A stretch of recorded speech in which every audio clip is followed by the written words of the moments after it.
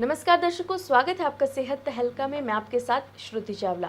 आज के interview segment में हम बात करेंगे कि जो नवजात शिशु होते हैं वो ज़्यादा क्यों रोते हैं। अक्सर आपने देखा होगा, आपके घर भी बच्चे होंगे और कभी कभी वो इतना खेलते हैं, मुस्कुराते रहते हैं, लेकिन कभी कभार ऐसा होता है कि बच्चे रोना शुरू कर देते हैं। या तो उन्हें भूख लगती है या वैसे ही रोते हैं। लेकिन कभी कभार इस तरह की स्थिति होती है कि बच्चे रोना शुरू होते हैं तो 1-2 घंटे लगातार रोते रहते हैं, चाहे वो दूध पिए, चाहे वो माँ के पास हो, फिर भी चुप नहीं होते। इसका क्या कारण है और इससे कैसे बचाव करें, यानी कि बच्चा कैसे मेक श्योर करें कि बच्चा ना रोए, उसको जानने के लिए हम मौजूद हैं पानीपत के हॉस्पिटल में। हमारे साथ मौजूद हैं डॉक्टर शशांक बंसल। इनसे हम जानेंगे कि आखिर ये क्या क्या कारण हैं जिनकी वजह से बच्चे रोते हैं। सर, बहुत बहुत स्वागत है आपका हमारे चैनल में। सर, हम जानना चाहेंगे कि जो नवजात शिशु होते हैं वो बहुत ज़्यादा जो एकदम रोने लग जाते हैं, उनका क्या कारण होता है? एक्चुअली ये प्रॉब्लम को हम इन्फेंटाइल कोलिक बोलते हैं। ये मोस्टली आपके 1.5 महीने से 4 महीने के बच्चों में देखा जाता है जी। और इवनिंग में ही देखा जाता है। जब में मोस्टली इवनिंग का टाइम जो 4 से 6 का टाइम होता है उसी में देखा जाता है।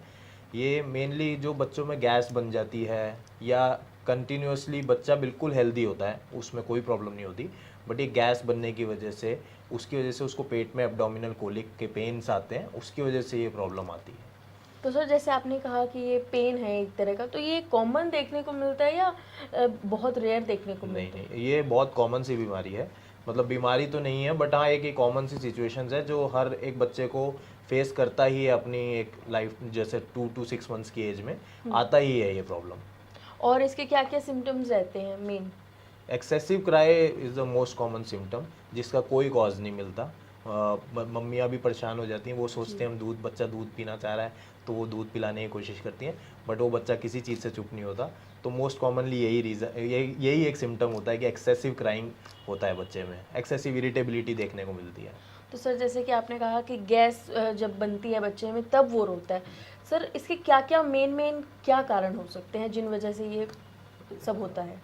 इसमें फर्स्ट कारण एक हो सकता है over feeding and under feeding. जी। ओवर फीडिंग मतलब कि आप जैसे रिक्वायरमेंट है बच्चे का 30 ml, आपने पिला दिया कि आपको लग रहा भूख लग रही है, आपने पिला दिया 50 ml, तो वो जब ज़्यादा फीड ले लेगा तो उसको प्रॉब्लम हो सकती है। अंडर फीडिंग ऑब्वियसली जब कम पिया है तो हो सकता है।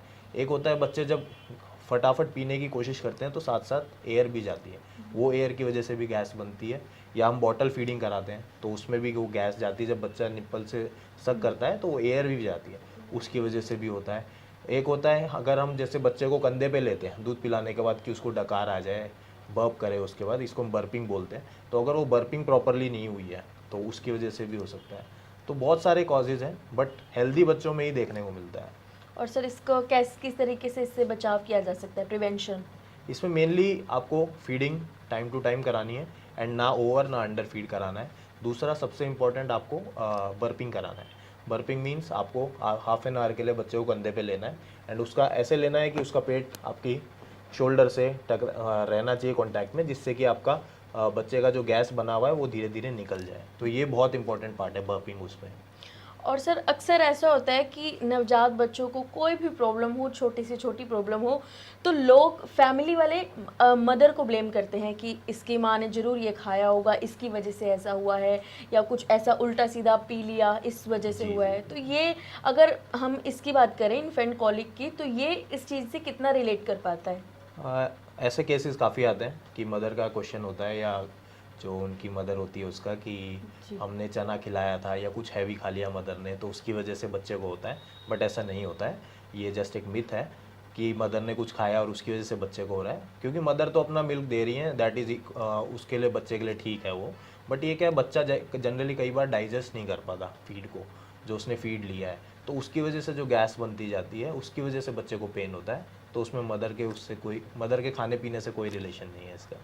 और सर, जैसे अक्सर देखा जाता है कि गैस पास वक्त करते हुए बच्चा रोने लग जाता है बहुत, ऐसा क्यों? यही है, वो इन्फेंटाइल कॉलिक ही है कि उसको गैस पास करने में या अंदर जो गैस जमा हो रही है वो निकल नहीं पा रही है, तो यही एक इन्फेंटाइल कॉलिक है और यही रीजंस है सारे जो उसके हैं।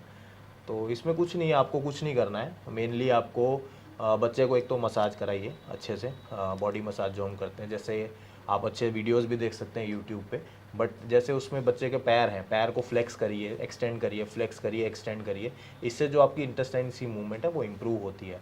एंड आप तेल मसाज करते हैं, जैसे ऑयल मसाज करते हैं, तो ऑयल मसाज के टाइम पे पेट पे एक सर्कुलर मोशन में करिए। तो वो सर्कुलर मोशन में क्या है, वो गैस धीरे धीरे आपके इंटेस्टाइन्स के थ्रू नीचे तक आ जाती है, एंड वो धीरे धीरे रिलीज हो जाती हैं।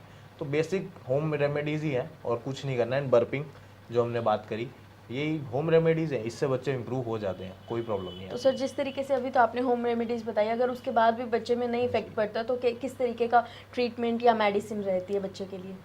एक्चुअली इसमें हम बोलते हैं रूल ऑफ 3 कि मतलब दिन में 3 घंटे से ज़्यादा हो, हफ्ते में 3 दिन से ज़्यादा हो, and for more than 3 weeks हो, तो रूल ऑफ 3 हो गया।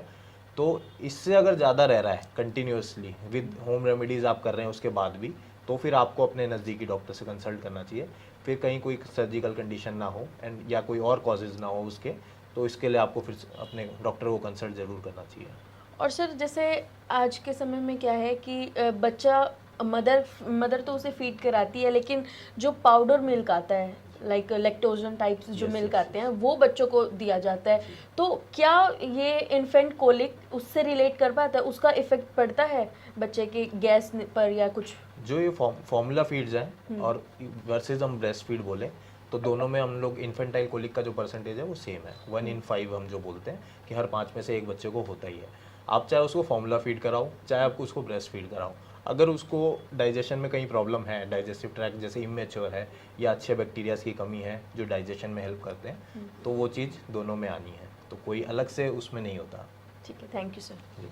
तो ये थे हमारे साथ डॉक्टर शशांक बंसल, जिन्होंने हमें बताया इन्फेंट कॉलिक के बारे में, यानी कि बच्चा जब गैस पास करता है तो उसे दर्द होती है, वो रोता है, वो एक्सेसिव मतलब बहुत ज़्यादा रोने लगता है, उसके बारे में सारी जानकारी हमें दी डॉक्टर शशांक बंसल ने। अगर फिर भी आपका कोई सवाल है तो कमेंट सेक्शन में लिख दीजिएगा, और ऐसे ही सेहत संबंधित अधिक जानकारियों के लिए देखते रहिए सेहत तहलका। बहुत बहुत शुक्रिया।